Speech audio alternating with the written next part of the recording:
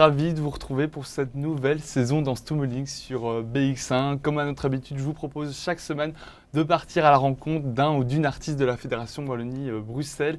Et aujourd'hui, pour débuter cette nouvelle saison, qui de mieux que Louise Barrault, qui vient nous voir ici aujourd'hui dans le studio de Plug de Jack.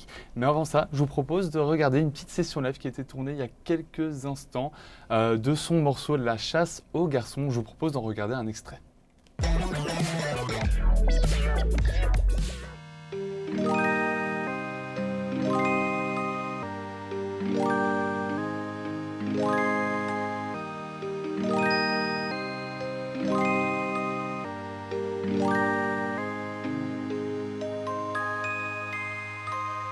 J'ai un don pour faire des fleurs à des âmes innocentes. J'en analyse les cœurs, une passion fascinante, mais non, ça n'est jamais bon. J'explore tous les recoins de la désillusion. Me reste une solution, c'est triste, mais il est tard, on est samedi soir et je repars à la chasse aux garçons. J'ai encore eu de sales histoires, donc je remets mon beau manteau de plomb. Je les retrouve dans mes cauchemars, elles m'ensorcellent, me font toucher le fond. Dans les doutes et dans les victoires, moi je remets mon beau manteau de plomb.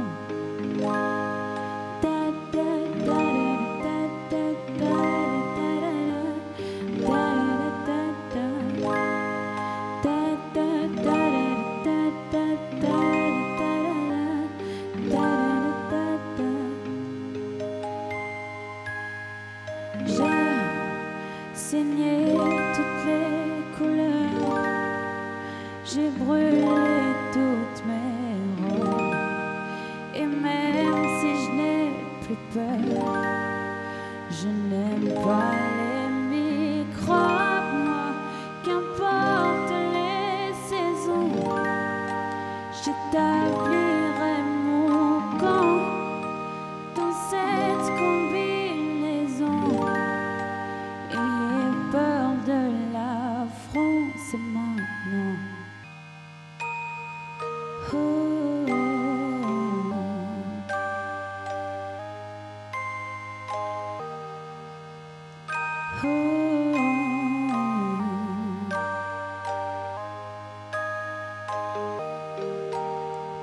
oh, oh,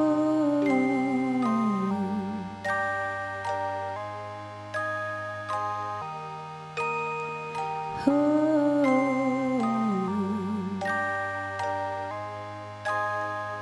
Il est tard, on est samedi soir et nous partons à la chasse aux garçons. Qu'il fasse beau, qu'il fasse noir, on remettra nos beaux manteaux de plomb. Je les retrouve dans mes cauchemars, elles m'ensorcellent, me font toucher le fond. Dans les doutes et dans les victoires, moi je remets mon beau manteau de plomb. Da, da, da, da, da, da, da, da, da, da, da, da, da, da, da, da.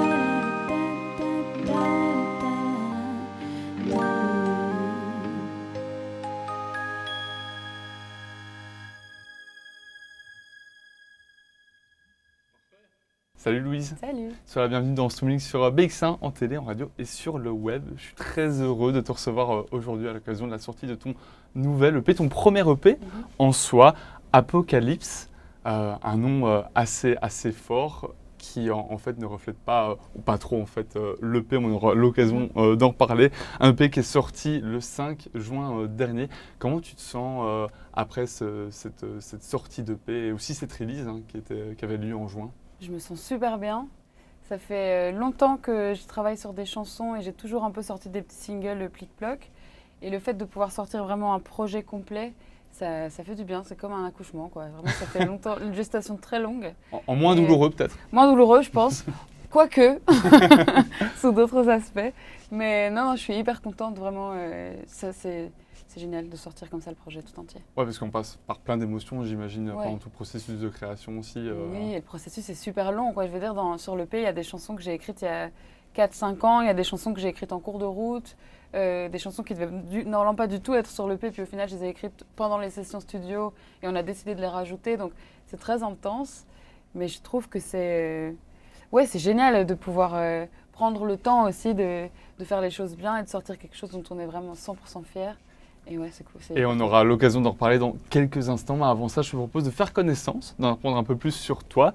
Tu es originaire de Namur, Louise. Tu es passionnée de musique depuis ton enfance.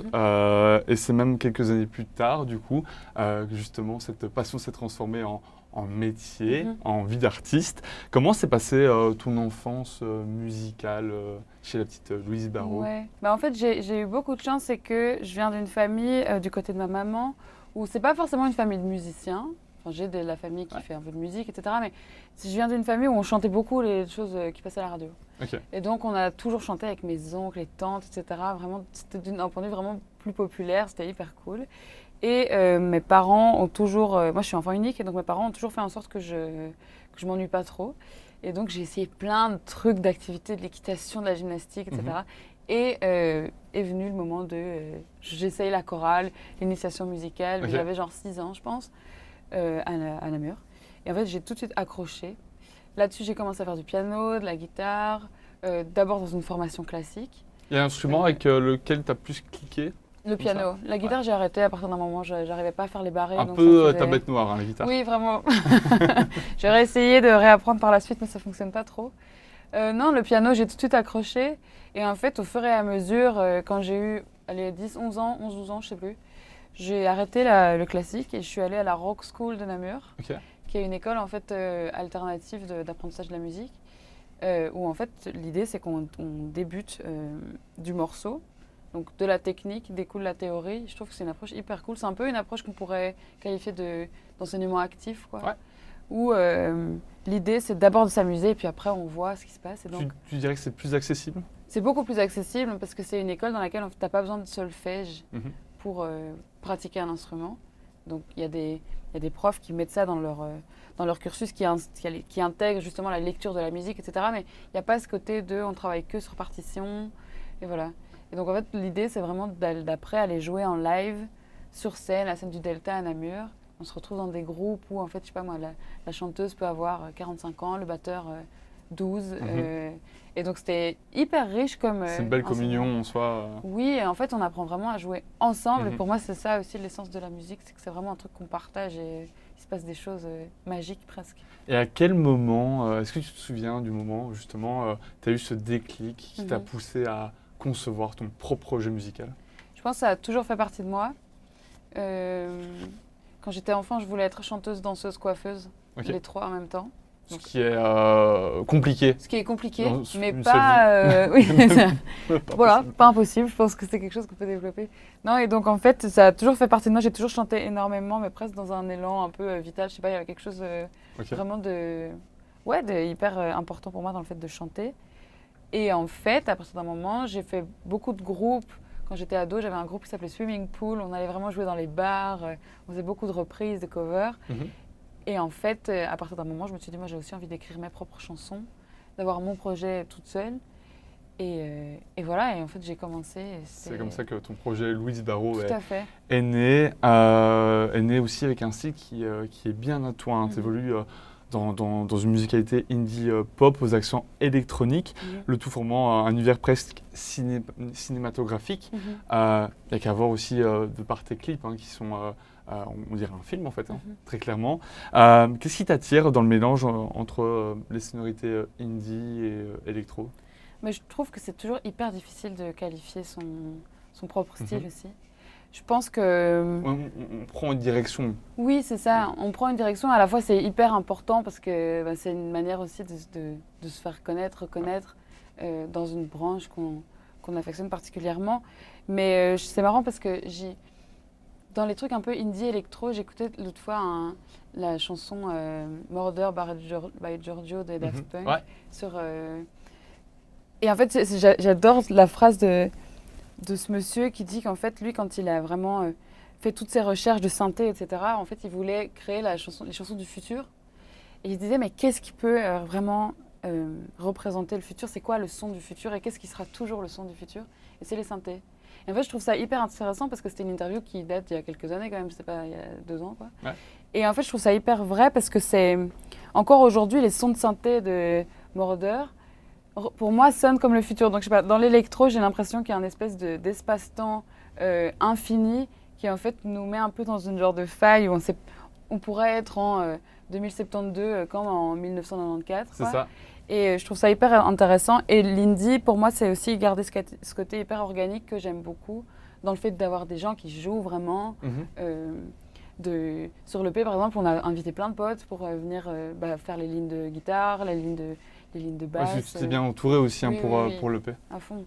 L'EP, il a été produit par David Picard, qui en fait, lui était dans le groupe Atom avant, il était dans Applause aussi, il a fait pas mal de projets.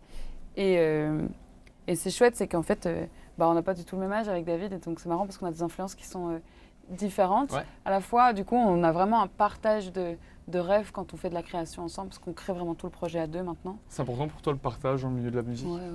Je trouve que pour moi, c'est la clé de tout. Je suis hyper admirative des gens qui réussissent à tout faire tout seul, et je trouve que c'est vraiment hyper impressionnant. Mais moi, dans ma démarche, j'ai besoin d'avoir des gens, j'ai besoin de partager les choses, j'ai besoin qu'on réfléchisse à plusieurs cerveaux, qu'il y ait quelque chose d'hyper fédérateur dans le fait de créer. Je disais, tes clips sont très cinématographiques. L'image, pour toi, c'est important aussi pour accompagner tes morceaux? Oui, parce que je trouve que ça... Ce que j'aime bien dans les clips, c'est que les gens peuvent choisir ou pas de les regarder. Ouais. Mais par contre, j'aime bien proposer un univers complet. Moi, l'image, c'est quelque chose que... Quand j'écris vraiment un peu comme des tableaux.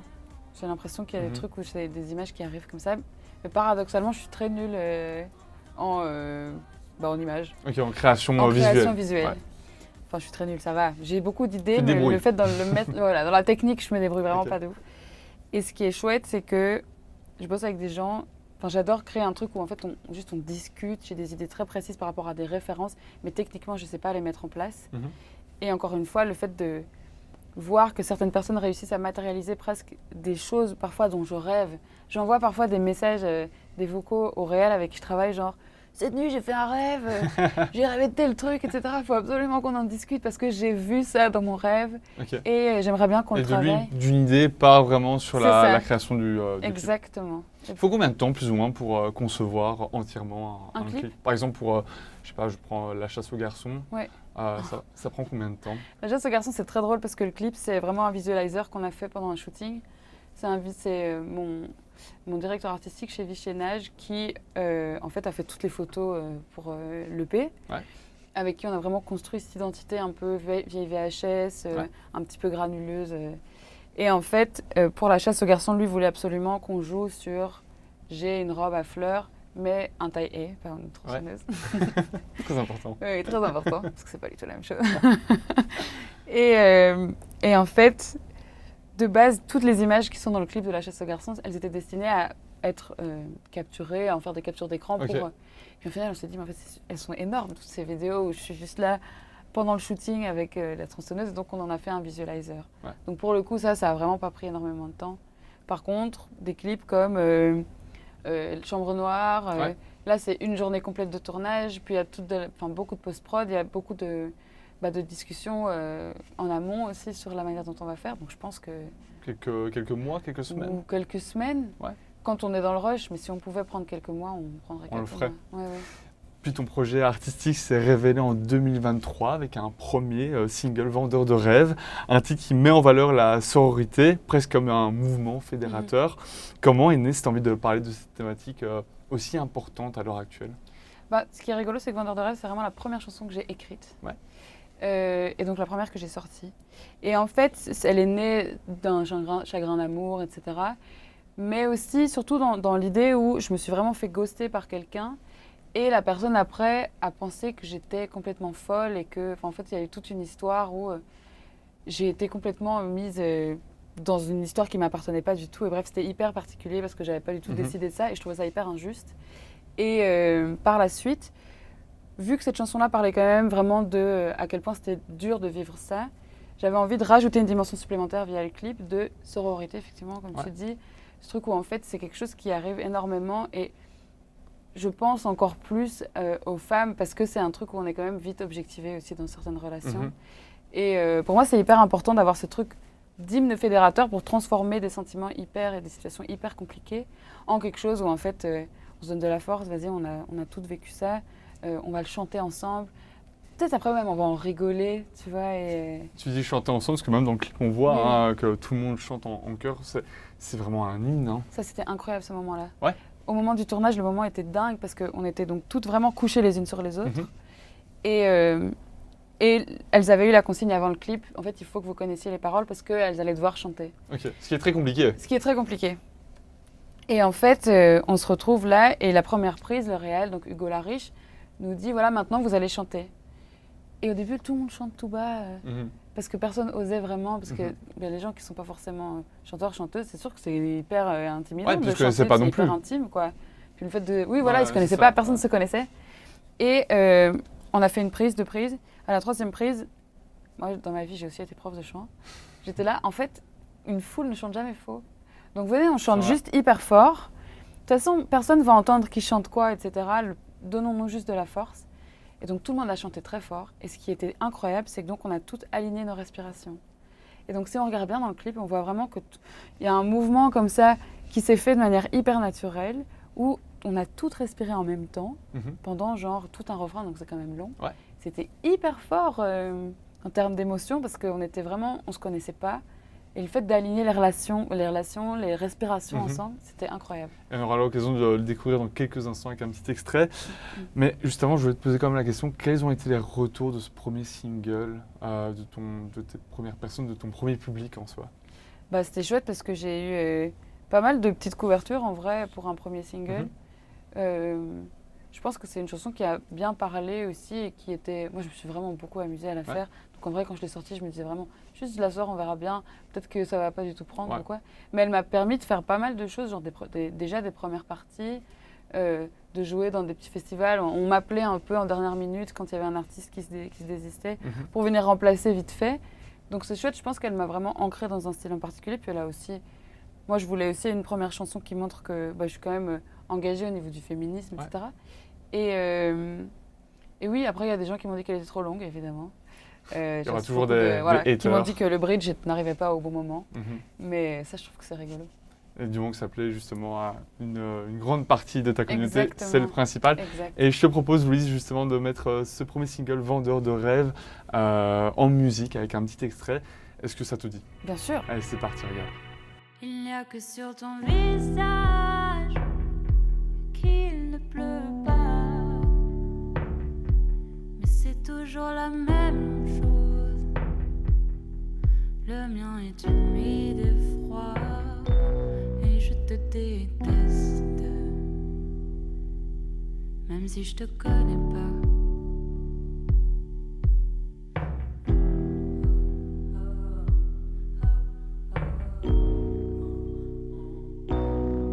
T'es qu'un vendeur de rêves bien caché dans mes draps. Et je sais que tu crois que je n'attends que toi. Mais dans la fin du rêve, la montée vers le ça, accueillir tous tes mots, je ne te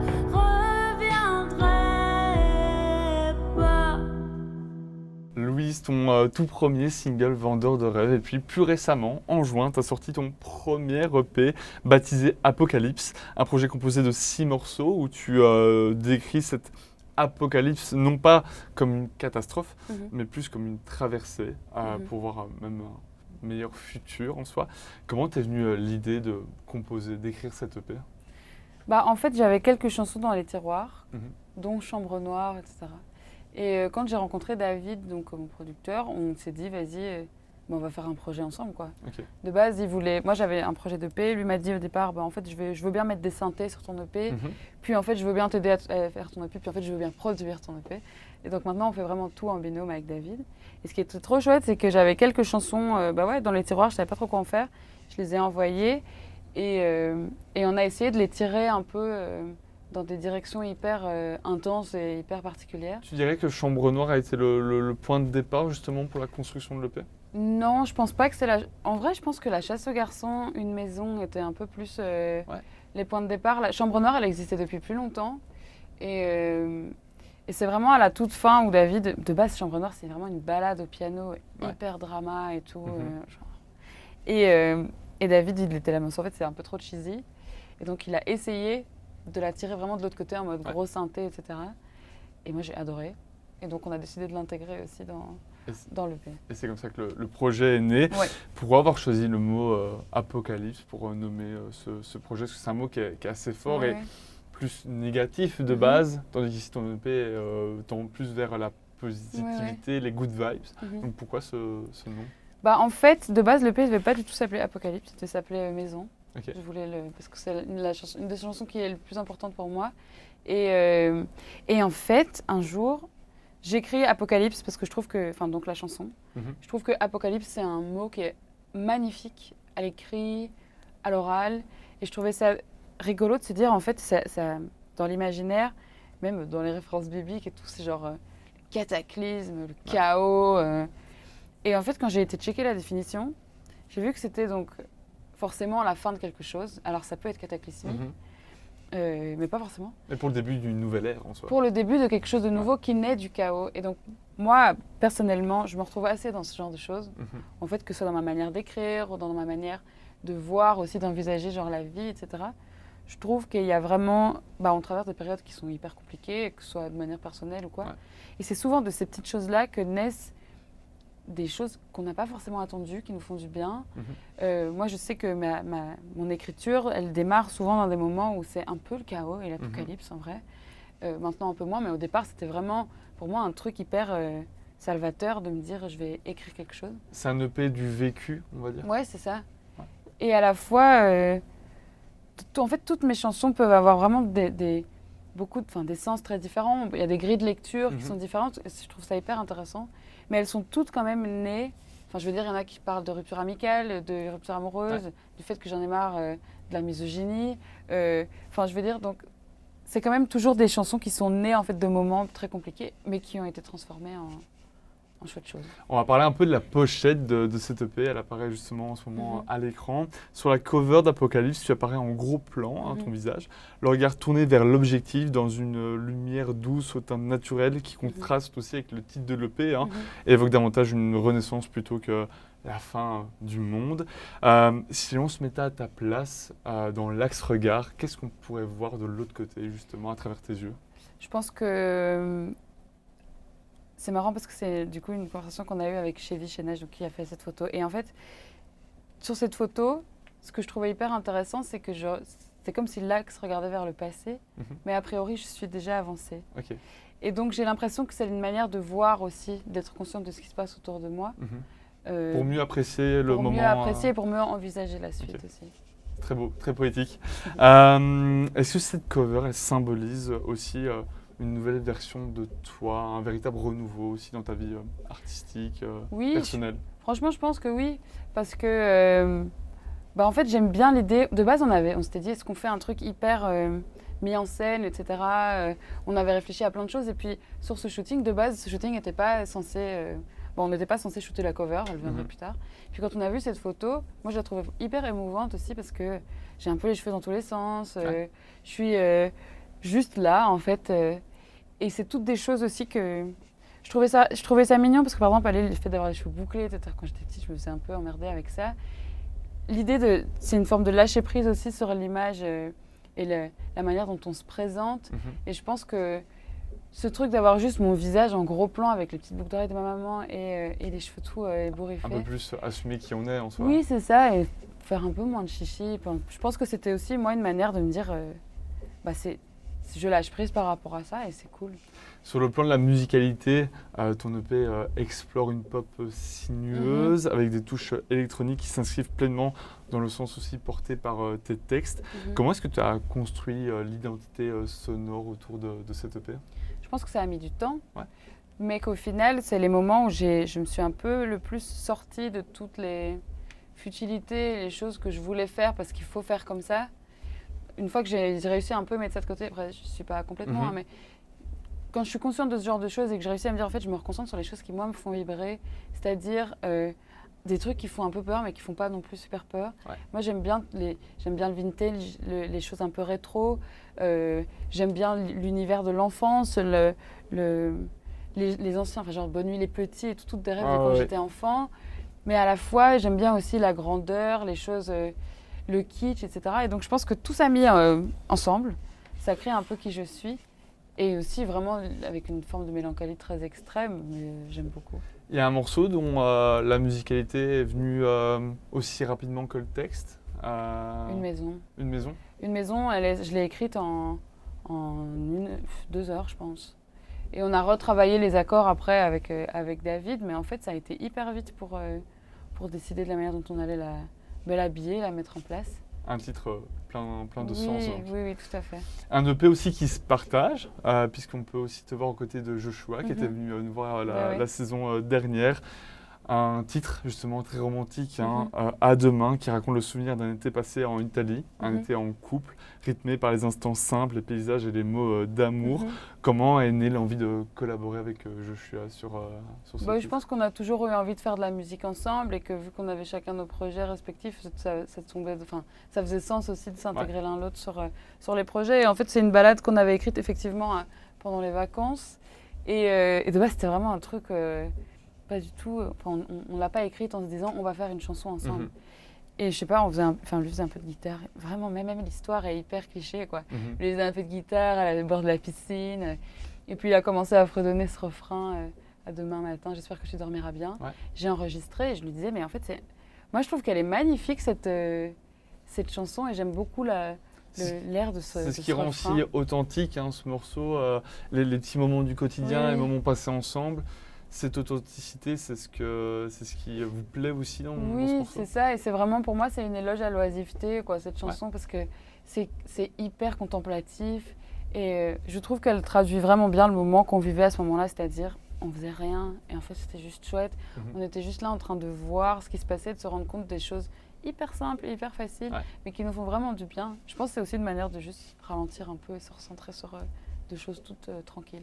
Dans les paroles, il y a un passage que j'aime beaucoup, justement, tu viens de le citer, c'est ce petit rituel très doux et très romantique de souhaiter une bonne nuit, en espérant se retrouver à demain matin. Qu'est-ce qui te touchait dans cette idée d'un petit geste qui est en fait au final une preuve d'amour en soi? En fait, ce qui est rigolo, c'est qu'on l'a écrit, on se disait toujours bonne nuit à demain matin, dors bien, parce qu'on est tous les deux insomniaques. Et donc l'idée c'était de se dire, mais j'espère vraiment que tu dormiras bien. Et donc à la fois il y a aussi ce truc hyper léger, mais c'était une vraie affirmation quoi. J'espère vraiment qu'il allait bien dormir parce que on a un peu des problèmes de sommeil tous les deux. Cette complicité aussi en fait entre vous. Je te propose justement de regarder un petit extrait du clip À demain. C'est parti. J'espère que tu dormiras bien.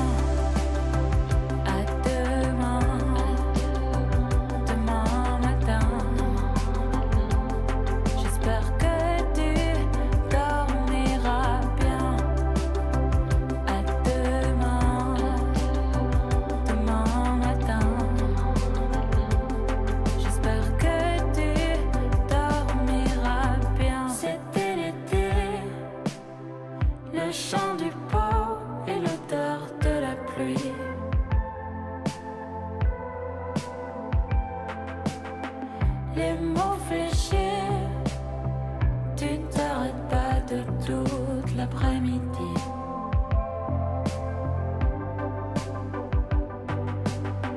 Ralentir notre temps ne nous a pas paru si compliqué.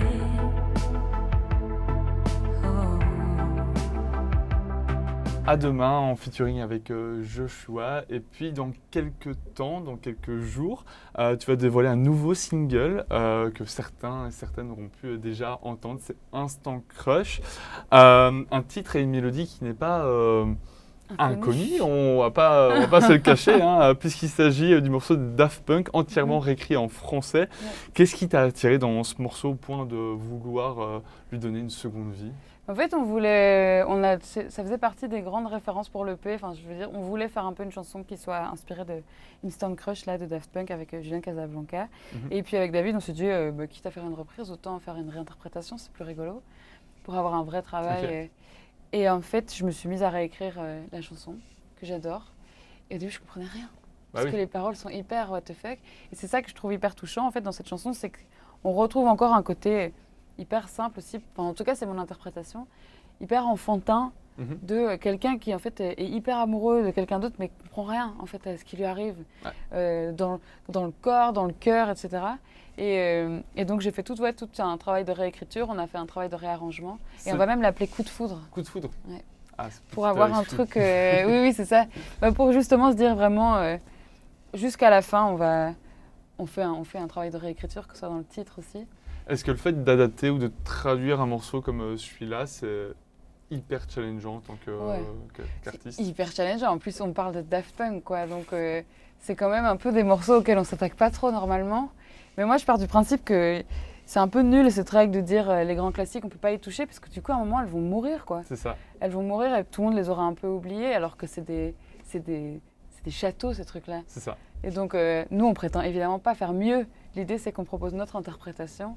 Et donc, c'est hyper challengeant, mais c'est génial comme travail. Et un beau second souffle que je te propose de mettre en musique avec un extrait. Regardez. Sais-tu que nous ne serons plus jamais seuls, car cette histoire n'arrive pas tous les jours. Ton amitié fait un beau linceul, mais je crains que son poids ne soit trop lourd. Là, je réfléchis à ce qui me tord, mais je ne sais pas vraiment où je vais. Alors je m'attache à mon sort, et je lâche prise à jamais. Sais-tu que nous ne serons plus jamais seuls, car cette histoire n'arrive pas tous les jours. Ton amitié fait un beau linceul, mais je crains que son poids ne soit trop lourd. Louis, je te propose de passer en revue tes inspirations musicales, que ce soit sur le plan international, Confédération Wallonie-Bruxelles. Je te propose d'ouvrir le bal des inspirations internationales. Quelles sont-elles? Sébastien Tellier. Ouais, grand ref. Énorme ref. Quand j'ai découvert Sébastien Tellier, j'ai cru que j'allais exploser tellement ça a été une révélation pour moi. J'en ai beaucoup des références internationales. Ouais, il y a aussi Zao Zagazan, oui, côté français. Elle aussi un style bien à elle, une musicalité bien à elle, tout une à voix fait. aussi bien à elle. Des textes incroyables et une personne, enfin je veux dire aussi un personnage, une artiste que je trouve hyper inspirante. Ouais, très charismatique aussi. Oui, je l'adore. Il y a Yoa aussi. Bah oui, en fait, c'est tous des artistes françaises. Je trouve qu'en France, comme ça, il y a un peu une vague. Bon, on parle de Sébastien Tellier, ça c'est la French Touch, c'était un peu avant. Bah, il est toujours là, son dernier album, j'ai adoré. Je l'ai vu en concert là, cette année, c'était incroyable. Mais des Zao de Sagazan, Yoa, etc., toute un peu cette équipe-là d'artistes féminines qui crèvent un peu l'écran. Je trouve que ça fait vraiment du bien. Et c'est des dames qui abordent des sujets de manière hyper transparente, avec une écriture qui, moi, m'impressionne un peu toujours, où c'est super translucide. C'est quelque chose que moi, j'arrive pas trop à faire. Et oui, en fait, je trouve que ça fait du bien en fait, de voir toutes ces figures féminines hyper différentes les unes des autres qui et puis aussi un taulier de la chanson française, Philippe Catherine. Oui, là aussi ce côté décalé pour lequel il est connu. J'adore Philippe Catherine parce qu'il y a un truc où, pour lui, la musique, c'est vraiment aussi Enfin, il allie, pour moi, le génie, parce que c'est vraiment ses textes, etc., c'est incroyable. Et le jeu, et c'est vraiment aussi une manière de percevoir la musique qui, en fait, tout est possible dans la musique, on peut faire ce qu'on veut. Et Philippe Catherine, il est hyper poétique dans ses textes, etc. Je trouve que le personnage est hyper touchant aussi. Et depuis que je suis vraiment avec Luxor, j'adore, vraiment, ça fait partie des trucs que j'ai écoutés au début quand j'étais enfant. De ton enfance, ouais, vraiment. Ils ont tous une identité musicale très, très marquée. Est-ce que c'est aussi cette singularité que tu recherches avant tout dans ton projet? Je pense, carrément. Je pense que le jour où j'arrive au stade de Philippe Catherine, en termes d'image, ou Sébastien Tellier, qui en fait ne doit rien faire si ce n'est mettre une casquette et des lunettes de soleil, j'ai tout gagné parce que pour arriver à ce stade de personnage, c'est incroyable. Et c'est tout ce qu'on te souhaite, évidemment. Merci. On va parler aussi des inspirations Fédération Wallonie-Bruxelles. Là, il y a ML. Ouais. Emel, je l'adore. C'est marrant parce que c'est une artiste que je croisais beaucoup en concert. Ouais. Et alors, on n'arrivait jamais à se caler un moment, mais on se croisait toujours en mode « J'adore ce que tu fais, moi aussi j'adore ce que tu fais ». Et ça a été nos seules interactions pendant très longtemps. Est-ce que vous avez su quand même prendre un moment Maintenant, on s'est rencontrés vraiment via le studio des variétés parce qu'on a suivi comme ça un parcours d'accompagnement ensemble. Et en fait, elle est super. Et moi, son album, je l'ai vraiment beaucoup aimé, tout bas. Il m'a hyper touchée et elle a aussi été elle m'a beaucoup influencée aussi dans la manière d'aborder certaines choses, etc. et de réussir à ouvrir la discussion sur des événements compliqués. T'as un titre coup de cœur justement dans cet album? Franchement, j'en aime beaucoup. Tout bas, j'adore. La Fête, j'adore. Station balnéaire, j'adore. Il y en a vraiment beaucoup. Son album, je pense que c'est un peu mon album de l'été. En vrai, je l'ai vraiment beaucoup écouté dans plein de contextes différents. On peut citer aussi Alison de Roof, oui, tout à fait, qui a fait son grand retour maintenant il y a quelques temps. Tout à fait, ce dernier album que j'ai aussi beaucoup écouté, Alice, magnifique, qui a été produit. C'est marrant parce que je l'ai rencontré, Alice de Roof, avant. J'ai fait la première partie de Albin de la Simone et Alice était là parce que son album a été produit par Albin de la Simone et ils partagent un titre. Et elle est tellement chouette, je trouve ça tellement cool de rencontrer des artistes qui juste ne mentent pas par rapport à l'image qu'ils renvoient via leur musique, leur côté artistique, etc. Et en fait, de rencontrer juste des personnes dans les coulisses. Donc j'ai écouté tout son album, j'écoutais déjà bien avant, mais je suis très contente qu'elle revienne et je trouve que le français, ça lui va très très bien. Puis dans tes inspirations, il y a évidemment Joshua. Évidemment, qui lui aussi a un style bien à lui, très aérien tout à aussi. Fait. Oui, j'adore, je trouve qu'il a une écriture hyper intéressante. Lui, il vient de l'anglais aussi avant, il écrivait uniquement en anglais. Puis je trouve qu'il a vraiment une patte hyper reconnaissable et j'aime beaucoup. J'ai hâte d'écouter la suite. Lui, je te propose de continuer à mettre en avant ces artistes de la scène Made in Belgium avec Emel et son titre Station balnéaire, issu de son dernier album Tout bas, sorti en avril dernier. Je vous propose de regarder un extrait. Crépuscule d'été dans la station balnéaire. Cette scène me revient chaque nuit dans un rêve. J'ai les yeux dans les vagues de ta chemise hawaïenne, ta beauté qui me nargue et la mienne. Je l'ignore, mais je l'ignorais. J'ai le cœur aussi bleu que l'alcool qui coule dans nos verres, dans nos yeux, dans nos peaux qui se touchent. Et la terre ne tourne plus comme avant. Elle fait demi-tour pour nous laisser le temps. Nous laisser le temps. Bébé, prends-moi la main, on va tenter de se souvenir, tenter de se souvenir, tenter de se souvenir. Louis, je te propose de faire un petit break dans cette émission et de voir si tu connais véritablement bien tes inspirations musicales. Et aujourd'hui, on va tester tes connaissances sur Alice on the Roof, qui dit nouvelle saison, dit nouveau jeu, bien évidemment. Évidemment, Hein, on ravie change pas les de bonnes tester. habitudes. Voilà, tu ouvres le bal Oui, c'est justement de cette nouveauté. Tu vas devoir reconnaître 4 titres de toute la discographie d'Alice on the Roof, mais sous forme d'énigmes. Donc moi, je vais te donner des affirmations et ce sera à toi à retrouver justement le titre concerné. Est-ce que tu es prête? Je suis prête. Alors, je me transforme un peu en Père Fouras pour ceux Super. qui ont... On cherche un titre sorti en 2015, deuxième single de son premier album Hier. À travers ses paroles, elle évoque la quête de soi, le sentiment d'être perdu et l'espoir de trouver une lumière capable de guider vers sa véritable identité. Je pense Ouais. que c'est Mystery Lights. Exactement. Tu as tout bon, sorti en 2015. Est-ce que c'est un titre que tu écoutes encore à l'heure actuelle? Ça fait longtemps que je l'ai pu écouter, mais ça me donne envie d'aller les réécouter. Ah bah justement, Je vais faire ça après justement cette après. émission, Exactement. ce sera la bonne excuse. On passe au deuxième titre. On cherche un titre sorti en 2018 qui a marqué son retour après son premier album. Le titre fait référence à un état que l'on associe généralement à un problème ou à un trouble, mais ici il prend un sens plus personnel et symbolique. Est-ce que c'est Malade? Exactement. Yes. C'est un sans faute pour le moment. Malade, sorti en 2018. Personnellement, un bon single. Oui, oui. En soi. Il est super. Il est vraiment super et le clip est aussi Oui, oui, très, magnifique. très fun. Avec ses parents, je pense qu'ils sont dedans aussi. Oui, au début, Oui, voilà. tout à fait. J'adore. On peut rien te cacher, tu as un collab sur Je Alessandro. suis un collab. On va passer au troisième titre. On cherche un morceau sorti en 2025, donc son dernier album en soi. Ouais. Alice nous replonge dans ses souvenirs d'adolescence, entre les rêves, les doutes et l'insouciance de cet âge où tout semble possible. Je pense que tu l'as Je déjà, pense que je l'ai. mais j'ai encore une affirmation à te donner. Le titre fait directement référence à l'âge auquel se déroulent ses souvenirs. Très compliqué. Oui. Je pense que c'est 15 ans. Exactement, 15 ans, sorti du coup en 2025. Et enfin, le dernier titre qu'on cherche, c'est un morceau sorti en 2016. Il mêle une pop lumineuse à des paroles mélancoliques. Le morceau raconte une relation qui semble arriver à un tournant entre souvenirs, déception et difficulté à tourner la page. Si c'est 2016, je pense que c'est Lucky You. Exactement. C'est un sans faute. Je suis super C'est fort. parfait. Un Tu collab. ouvres bien cette Voilà. saison et tu connais bien justement Alice Je la Underwood. connais super bien. Du coup, je te propose de passer à la suite et de parler de ton expérience scénique, ton expérience sur scène ces derniers mois et années. C'est à de multiples reprises qu'on a pu te voir fouler les planches de diverses scènes, que ce soit pour la release de ton EP en juin dernier, ou aussi en première partie de Sam Sauvage, à la ferme du Biérot, Clara Luciani à Forêt Nationale, ou encore au Bota, en botanique, ici à Bruxelles, en compagnie de Colline BLF et Adam la Nuit. Ça, c'était il y a plus quelques années. Qu'est-ce que chacune de ces expériences t'ont apporté sur le plan artistique?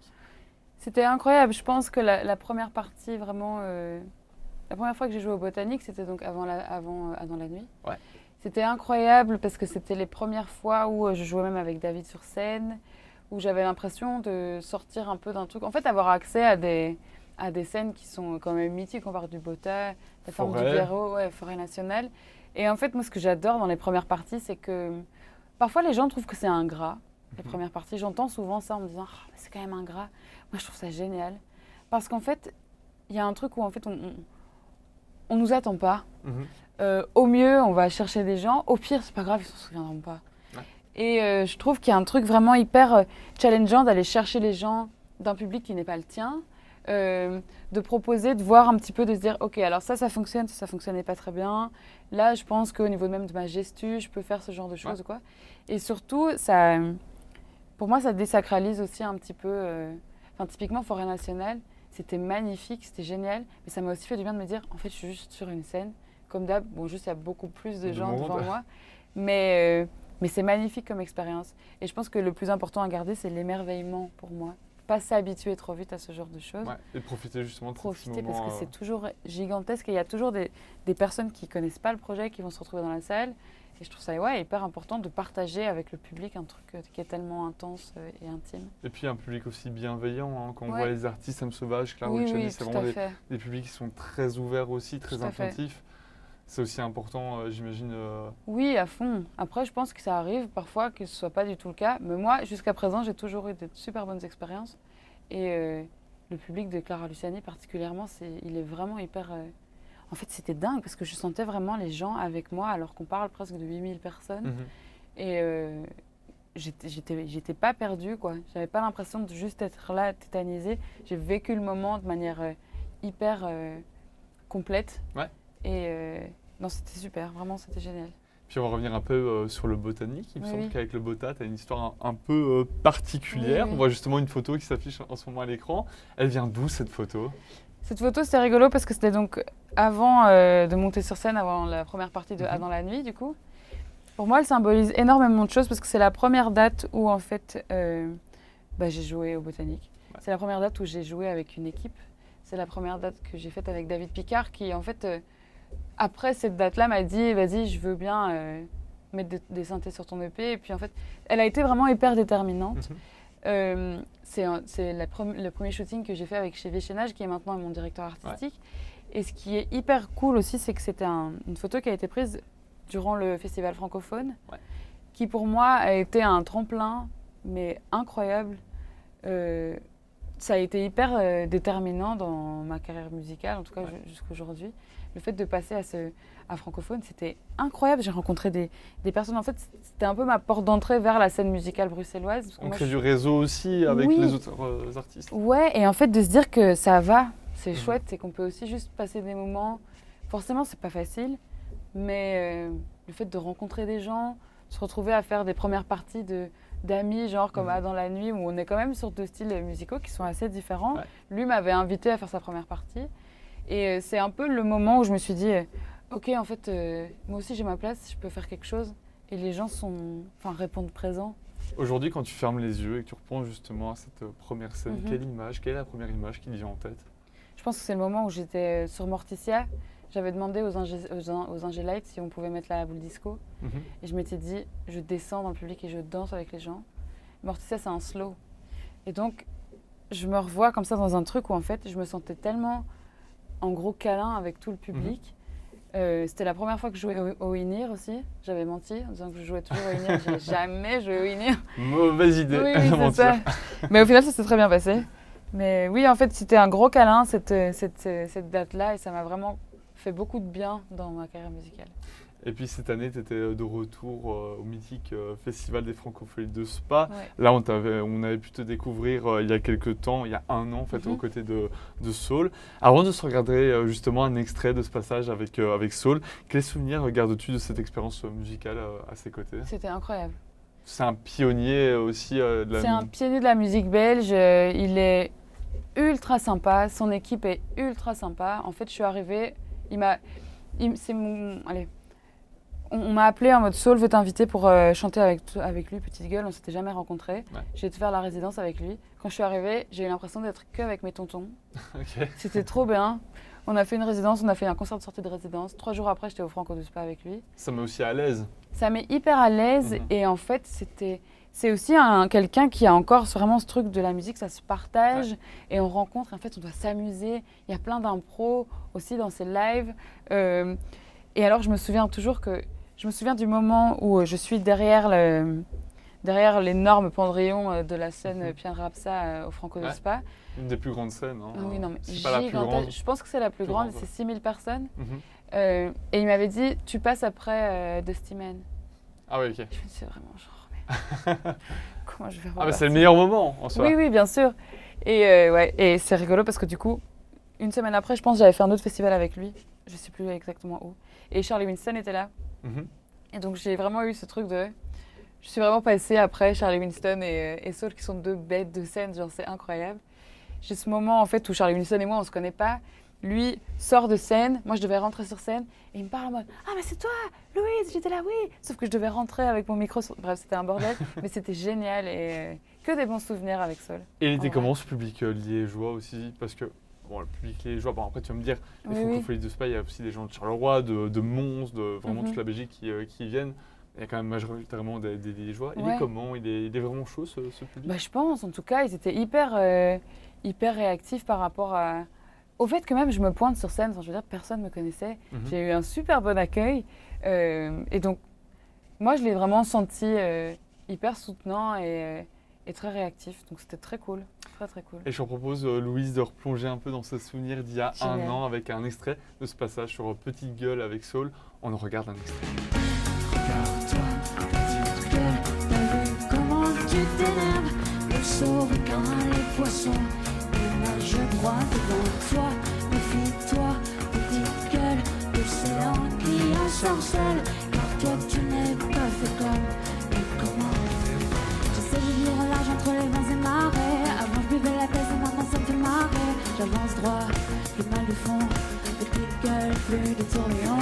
J'essaie de vivre au large entre les vents et marées. Avant je buvais la tête et maintenant ça me fait marrer. J'avance droit, plus mal de fond, petite gueule, plus de tourbillon. Louise a un souvenir d'il y a un an sur la scène Pierre Rapsade des Francopholies de Spa en compagnie de Saul. Et si aujourd'hui tu viens nous voir dans l'émission pour la sortie de ton premier EP Apocalypse, comment est-ce que tu envisages la suite après ce projet? Est-ce qu'il y a de nouvelles scènes qui se profilent? Alors, il y a de nouvelles scènes qui se profilent, mais on ne peut pas encore en parler. Ok. Donc, le mieux, c'est de venir un peu me suivre sur les réseaux, en tout cas parce qu'on communiquera tout dans les bons timings. On peut te retrouver sur quel pseudo justement sur Louise Barrault. Ok, très simple. Je pense que j'ai fait partie des premières à créer un compte Instagram parce que je l'ai retrouvé vraiment quand j'ai dû créer ce truc, je me suis rendu compte qu'en fait j'avais déjà un compte qui s'appelait Louise Barraud, donc c'est pratique. Sur Facebook, sur YouTube, sur TikTok. TikTok vraiment pas terrible, mais je vais y arriver. Ok. Mais oui, on peut me retrouver un peu partout.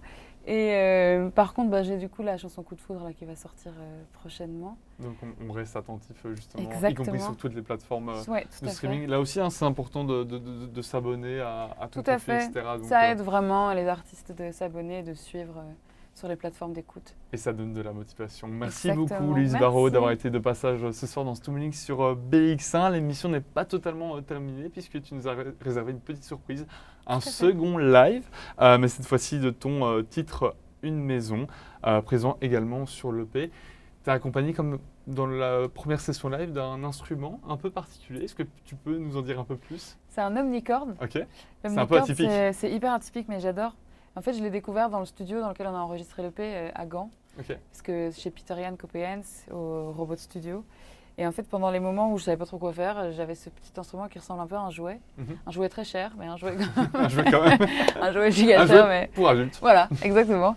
Et en fait, c'est genre un espèce de petite auto-harpe, boîte à rythme, qui de base, en fait, est un instrument phare des années 70, mais ils ont fait une réédition, c'est Suzuki qui produit ça. Et en fait, j'adore. Ça amène un truc très... comme ce dont on parlait Très tout à l'heure. mélodieux hein, aussi. Très mélodieux, mais à la fois, c'est vraiment, pour moi aussi, ça reste à la fois vintage et les sons du futur. Ouais. Et j'adore. Et c'est très envoûtant, donc on va découvrir ça dans une poignée de secondes. Merci beaucoup, Louise. Merci beaucoup. Et quant à nous, nous retrouvons la semaine prochaine avec un ou une nouvelle artiste musicale de la Fédération Wallonie-Bruxelles. Salut à tous.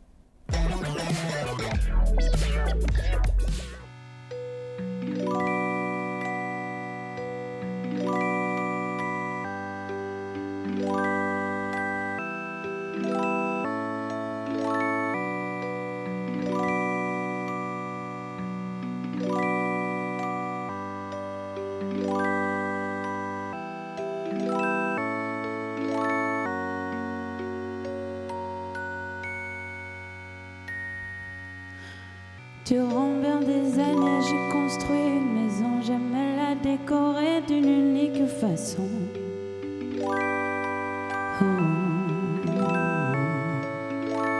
Au jardin fleurissait, pensait lilas, chardon. On y voyait voler quelquefois des bourdons.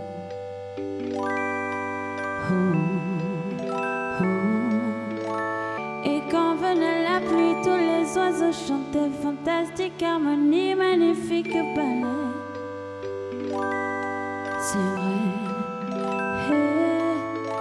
Sentant passer le vent, observant les saisons, j'ai bâti tous les murs de ma jolie maison.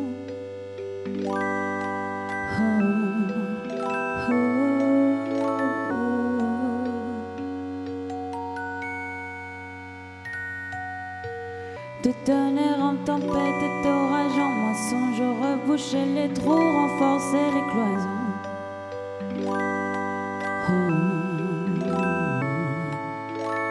J'ai parfumé de thé, de miel et de savon. J'ai planté toutes les fleurs, observé les bourgeons. C'est bon. Le soir je me questionne, quelle est donc ma mission? Devais-je prévoir du monde, faire des invitations? Mais non. Qu'en est-il de la place ou même de la raison? Il n'y a toujours personne assis dans mon salon.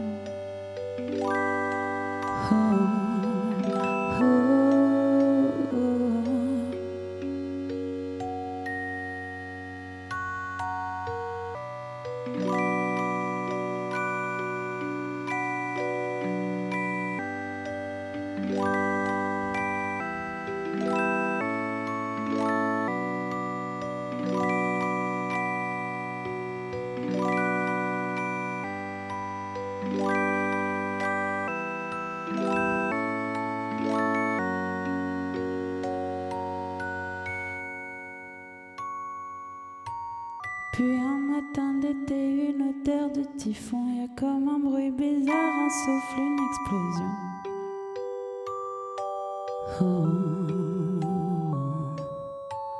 J'étais pourtant encore en pleine préparation. Je peux pas pousser les murs et je connais pas son nom. Oh, oh. Qu'en est-il de la place ou même de la raison? J'ai vraiment pas fini d'écrire toutes mes chansons. Oh, oh. Cet être qui prend place et fume sur le balcon me fait dire que trop tôt je fus une maison.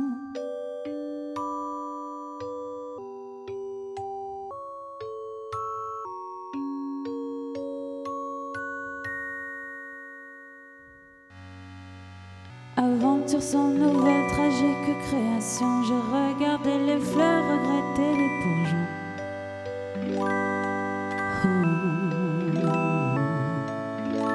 Mais je n'ai pas fini toutes les rénovations. Pas de chambre, pas de lit, ni même de location.